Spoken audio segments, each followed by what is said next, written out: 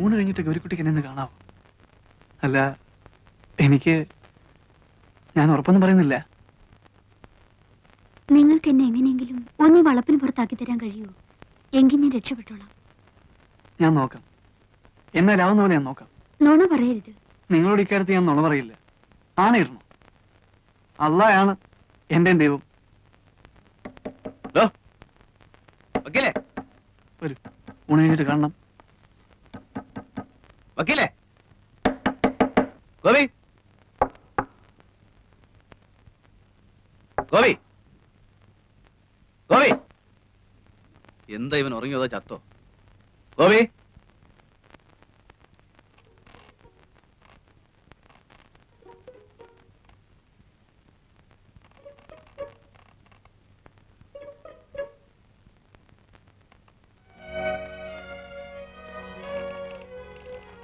ചങ്കൂസ്, നിനക്കൊന്നും ആഹാരം വേണ്ടേ? ഇങ്ങോട്ട് ഇറങ്ങി നിനക്ക്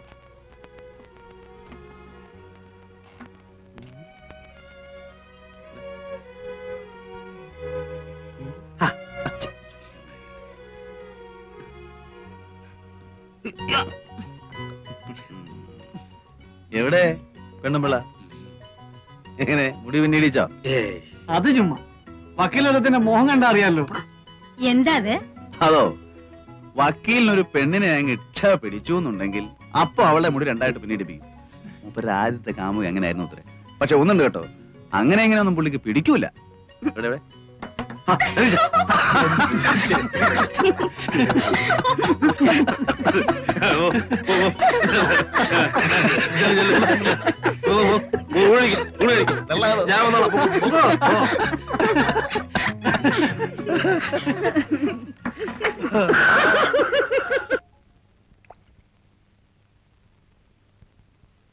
തനിക്കെന്താ തോന്നുന്നേ? ഓ, എന്ത് തോന്നാനാ? ഇവളുമാർക്കെല്ലാം ഇതുപോലെ ഓരോ കഥ പറയാനുണ്ടാവും. ഇത് കഥയല്ല വക്കീലേ. അല്ല, ഇതാണ് ഏതാണ്ട് വലിയ പൊണ്ണക്കാര്യം പറയാനുണ്ടെന്ന് പറഞ്ഞ് വിളിച്ചോണ്ട് വന്നത്. സക്രിയക്ക് എന്താ തോന്നുന്നത്? ആ വിശ്വംബന്റെ കാര്യം അവള് പറഞ്ഞത് കറക്റ്റാ. ആ സംഭവം ഞാൻ പറഞ്ഞതാ. ഏതാണ്ട് ഇതുപോലൊക്കെ തന്നെയായിരുന്നു. ആ കുട്ടി പറഞ്ഞത് മുഴുവൻ നേരാണെന്നേ. സക്രിയ അവളോടൊന്ന് സംസാരിച്ചു നോക്ക്. അപ്പൊ ഞാൻ ഈ പറഞ്ഞ ബോധ്യാവും. എനിക്ക് ഈ വർഗത്തിന്റെ കരച്ചിലും വീഴ്ചിലും കാണാൻ മഹാ എതക്കേടാ. പിന്നെ അവള് പറഞ്ഞതിൽ കുറെ നേരുണ്ടെങ്കിൽ തന്നെ നമുക്കിപ്പോ എന്ത് ചെയ്യാനൊക്കും? എനിക്ക് വയ്യ തല്ലുകൊള്ളാൻ, അതും അന്യനാട്ടി വന്നു കിടന്നു. നീ നിന്റെ കാര്യം നോക്ക് ഹിലാലെ, വെറുതെ ബാക്കിയുള്ളവരെ കൂടെ പുലിവാലി പിടിപ്പിക്കാതെ.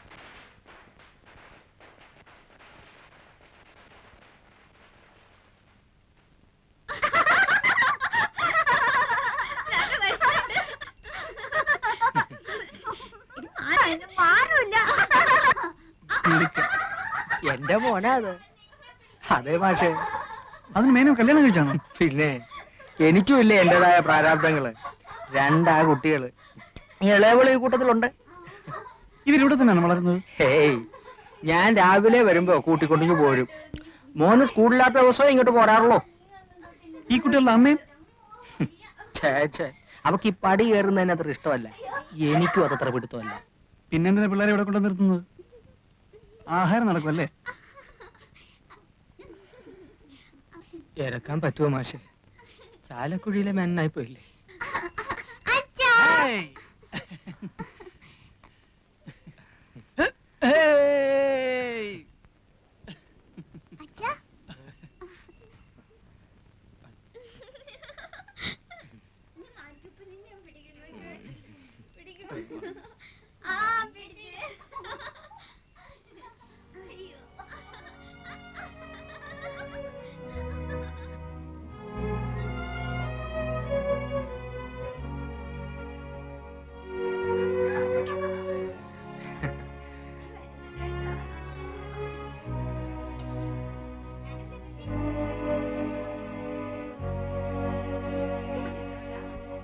കണ്ടോ, ഈ പണ്ടാരം കാരണം കഴിഞ്ഞ ഒരാഴ്ചയായിട്ട് ഇവിടെ ഒരാൾക്കും സ്വൈര്യം ഇല്ലാണ്ടായിരുന്നു.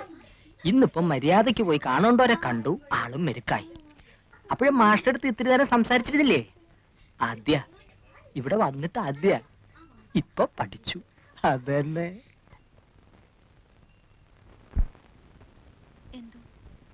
എനിക്കെന്തോ വിശ്വാസം വരുന്നില്ല. എന്റെ വാക്ക് കേട്ടിട്ട് നീ മനസ്സ് മാറ്റണ്ട. ആണായിട്ട് ഒരാളെയും വിശ്വസിക്കാൻ പേടിക്കുന്ന ഒരു മനസ്സാ എന്റേത്. അതുകൊണ്ട് ഞാൻ പറയുന്നത് നീ അതുപടി എടുക്കണമെന്നില്ല. ആ മനുഷ്യൻ പറഞ്ഞത് കേട്ടപ്പോ എങ്ങനെയോ എനിക്ക് അയാളെ കുറച്ചൊക്കെ വിശ്വസിക്കാന്ന് തോന്നി. പക്ഷെ ഇതും പറഞ്ഞതിനെ പറ്റിക്കാൻ ഞാൻ അത്ര പൊട്ടിയൊന്നുമല്ല. ഇവിടെയുണ്ട്. എവിടെ പടക്കും? എവിടെ പടക്കത്തിന്റെ പൈസ? വൈകുന്നേരം പടക്കം കിട്ടിയാ പോരെ? വൈകുന്നേരല്ലേ വിഷു? പറ്റില്ല, പൈസ തന്നാ മതി, ഞങ്ങൾ വാങ്ങിച്ചോളാം.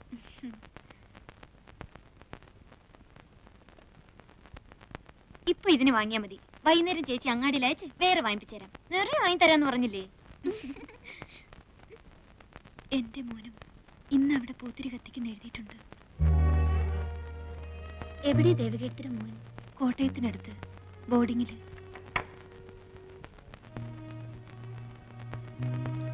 ദേ, ഇതാണ് എന്റെ മോൻ. മിടുക്കനാ പഠിക്കാൻ. ക്ലാസ്സിലെ ബെസ്റ്റ് സ്റ്റുഡന്റ് ആണ്. എവിടെയാ കുട്ടിയുടെ അച്ഛൻ?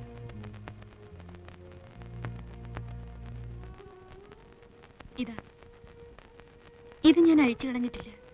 ഇതും വിശ്വസിച്ചിട്ടാണല്ലോ എല്ലാവരും വിട്ട് ഞാൻ ആ മനുഷ്യന്റെ കൂടെ ഇറങ്ങിപ്പോന്നത്. ആണായിട്ട് ഒരാളെ എനിക്ക് വിശ്വസിക്കാൻ പറ്റില്ല. ആ മനുഷ്യൻ കാരണമാണോ ദേവകീർത്തി ഇവിടെ എത്തിയത്? ആണോ എന്ന് ചോദിച്ചാ അതെ. പക്ഷെ ഞാൻ പറയാം എന്റെ മോൻ കാരണമോ ഞാനിവിടെ എത്തിയെന്ന്. അവനില്ലായിരുന്നെങ്കിൽ പണ്ടേ ഞാൻ മതിയാക്കിയിട്ടുണ്ടാവും. വല്ല തീവണ്ടിയുടെ മുമ്പിലോ കയറിന്റെ തുമ്പത്തോ. ഞങ്ങൾക്ക് ആർക്കും ഇവിടെ രക്ഷപ്പെടണമെന്ന് തോന്നാറില്ല.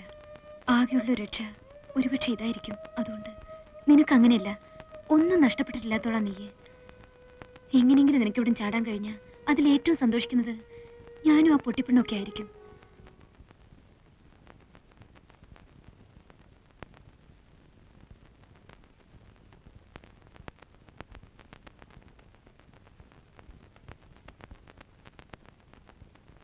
ആരാ അവിടെ?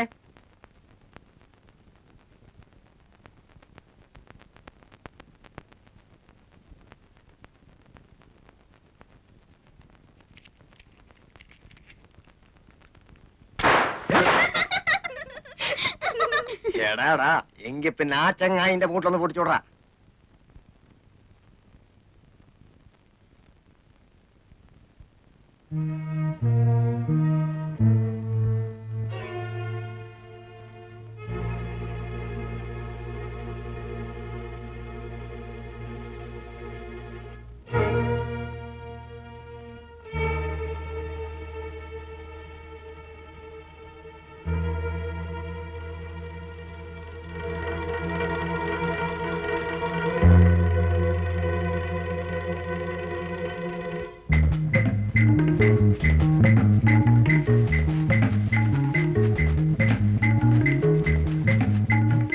കുട്ടി പോകാനും കണ്ടിരുന്നോ?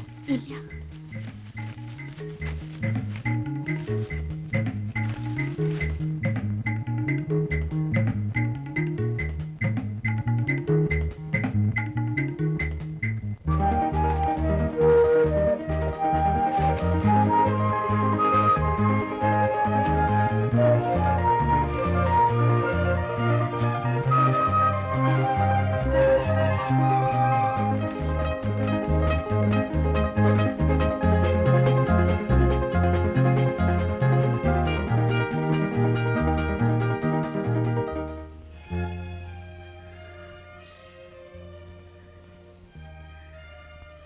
അക്കരെ എത്തിച്ചെന്നാ മതിയല്ലോ. മതി.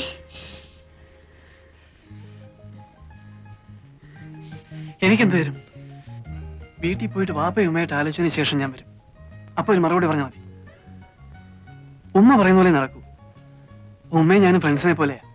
വാപ്പയുടെ സമാധാനത്തിന് വേണ്ടിയിട്ട് ചിലപ്പോ ആമിനാന്നോ ഐഷാന്നോ പേരൊന്ന് മാറ്റേണ്ടി വന്നാല് വിരോധം ഉണ്ടാവില്ലല്ലോ. ഗൗരിക്കുട്ടിക്ക് വേണമെന്നുണ്ടെങ്കിൽ രഹസ്യമായിട്ട് ഞാൻ അങ്ങോട്ട് പേര് മാറ്റാം. വരൂ.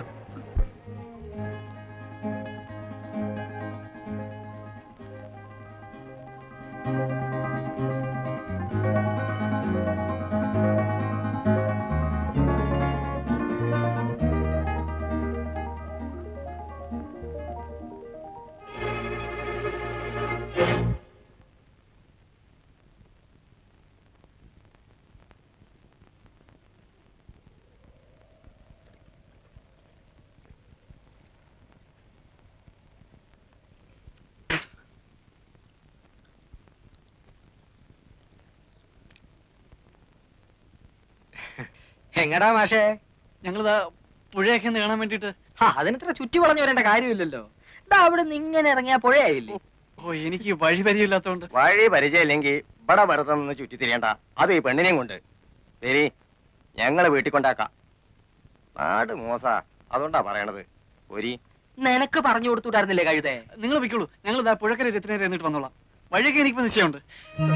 പറഞ്ഞതനുസരിച്ചോളി. അടക്കടി.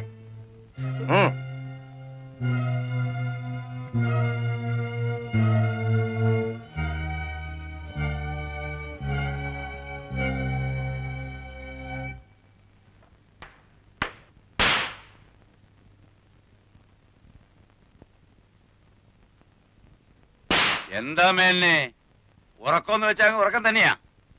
മേന്നെ, ഏയ് എന്തുറക്കമാണപ്പോ ഇത്? അല്ല നാരായണു, ഇരിക്കുക ഇരിക്കുക. കൊറേ ആയല്ലോ, വിശേഷമൊന്നുമില്ലല്ലോ.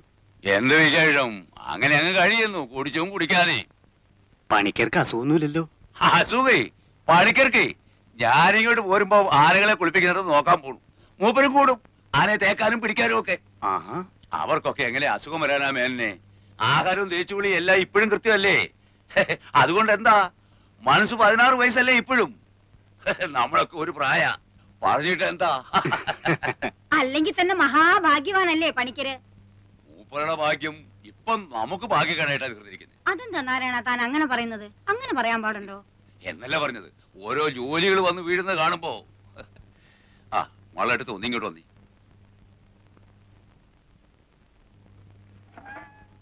മാളുവേട്ടത്ത് ഈ പറയുന്നതൊക്കെ എനിക്ക് മനസ്സിലാകുന്നല്ലാതെ എനിക്കിത് വല്ലതും അവിടെ ചെന്ന് പറയാൻ ഒക്കോ? വേണമെങ്കിൽ ഞാൻ കൂടെ ഒന്ന് പണിക്കരോട് പറയാം. ഇനി ഇപ്പൊ നിങ്ങൾ എന്ത് പറഞ്ഞിട്ടും കാര്യമില്ല. മൂപ്പന്റെ അടുത്ത് കാലത്ത് നിങ്ങൾ ആ കുട്ടിയും കൂട്ടി പോയ വിവരം അവിടെ കൃത്യമായിട്ട് അറിഞ്ഞിരിക്കുന്നു. ഇവിടെ നിന്നല്ല, ഈ നാട്ടിൽ നടക്കുന്ന ഓരോ സംഗതികളും അപ്പോൾ അറിഞ്ഞുകൊണ്ടിരിക്കുക കക്ഷി. ഓള് മൂപ്പന്റെ അടുത്ത് പോയി, മാപ്പിളമാര് നിങ്ങൾക്ക് സപ്പോർട്ടായി, എല്ലാം അവിടെ അറിഞ്ഞിട്ടുണ്ട്. അല്ല നീ ഇതിപ്പോ... എനിക്ക് നിങ്ങളുടെ പൂരായി ഒന്നും കേൾക്കണ്ട. ഒരു കാര്യം ഓർത്തോളൂ, മൂപ്പൻ വിളിച്ചാൽ വരാൻ ഇവിടെ 100 മാപ്പിളമാരുണ്ടെങ്കിൽ പണിക്കര് വിളിച്ചാൽ വരാൻ ഇവിടെ 100 സഹായന്മാരുണ്ട്. ഇന്നലെ വരെ മാപ്പിളമാർ ഇവിടെ കയറി സൂര്യക്കേടുണ്ടാക്കാൻ നിന്നപ്പോ കാവല് കിടക്കാനും വെട്ടുകൊള്ളാനും 4 ഹിന്ദുക്കൾ വന്നത് ആര് പറഞ്ഞിട്ടാണെന്നാ നിങ്ങളുടെ ധാരണ? എനിക്കതറിയില്ലേ, നീ ഇതെന്താ? അതൊന്നും മറക്കാൻ പാടില്ല. ഭൂമിയോളം ക്ഷമിക്കുന്നവരാണ് അദ്ദേഹം. ഇതിപ്പോ എങ്ങനെയോ മൂപ്പർക്കൊരു തോന്നൽ വന്നിട്ടുണ്ട്, മാപ്പിളമാരുടെ മാത്രം സപ്പോർട്ട് കൊണ്ട് മാളുകെട്ടത് ഇവിടെ പിടിച്ചിരിക്കാനുള്ള ഭാവമാണ്. അത് നടക്കില്ല. എന്റെ ഗുരുവായൂരപ്പാ, ഞാൻ പറയണതൊന്ന് മനസ്സിലാക്കാൻ നിങ്ങൾക്ക് ക്ഷമയില്ലാണ്ടായാലോ? അവളെ അയക്കാൻ എനിക്കെന്തിനാ മനപ്രയാസം? കെട്ടിക്കാൻ നിർത്തിയിരിക്കുന്ന കുഞ്ഞുമോളൊന്നും അല്ലല്ലോ. അവളുടെ സ്വഭാവം ശരിയല്ല നാരായണ, അതുകൊണ്ടാ ഞാൻ പറഞ്ഞില്ലേ. സ്വഭാവമൊക്കെ നേരെ ആയിക്കൊള്ളും. മൂപ്പം പാവമായതുകൊണ്ട് അവള് വിദ്യ കാട്ടി ഇങ്ങോട്ട് പോകുന്നു. ഇവിടെ അങ്ങനെ ചോദ്യം പഠിച്ചിട്ടൊന്നുമില്ല. മൂപ്പനെ ദേഷ്യം പിടിപ്പിച്ചാലേ കാലത്തെ പെണ്ണ് തലയില്ലാതെ പുഴക്കര കിടക്കും, അറിയോ? അതും എന്റെ കൈ കൊണ്ട് തന്നെ ചെയ്യേണ്ടി വരും. എന്റെ ഈശ്വര, അതല്ല, മാളുവേട്ടത്തെയാണ് ഇതിൽ സൂത്രം കളിച്ച് പെണ്ണിനെ പറഞ്ഞു വിടാതെ പിടിച്ചു നിർത്തിയിരുന്നെങ്കിൽ അതിനുള്ള വിവരം എന്താണെന്ന് വെച്ചാൽ അതും ഇന്ന് രാത്രി തന്നെ കക്ഷി ബോധ്യപ്പെടുത്തി തരും. ഞാൻ പറഞ്ഞില്ലെന്ന് വേണ്ട, അതിനുള്ള പുറപ്പാടാ അവിടെ. ഓഹോ, ഇപ്പൊ സപ്പോർട്ടുകാരെയല്ല ഒപ്പം തന്നെ താമസിപ്പിച്ചിരിക്കുക. ഒന്ന് നിർത്തണ്ട നാരായണ. നിങ്ങൾക്ക് എപ്പോഴാ സൗകര്യം എന്ന് വെച്ചാൽ ഈ ആശ്രയത്തിന് ഇവിടുന്ന് പിടിച്ചോണ്ട് പോയിക്കോളൂ. കൊല്ലുകയോ കൊല്ലാതിരിക്കയോ. നില്ലടിയോടെ.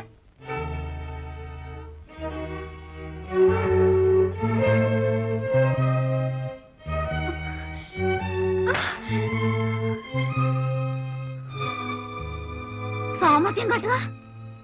അല്ല ഞാൻ പറഞ്ഞോണ്ടാ കുട്ടി. മോനോടൊന്നും ചോദിച്ചില്ല, ഇപ്പൊ ഇവിടെ ഒന്നും പറയുകയും വേണ്ട. നടക്കടി. നാരായണൻ ഇരിക്കെ.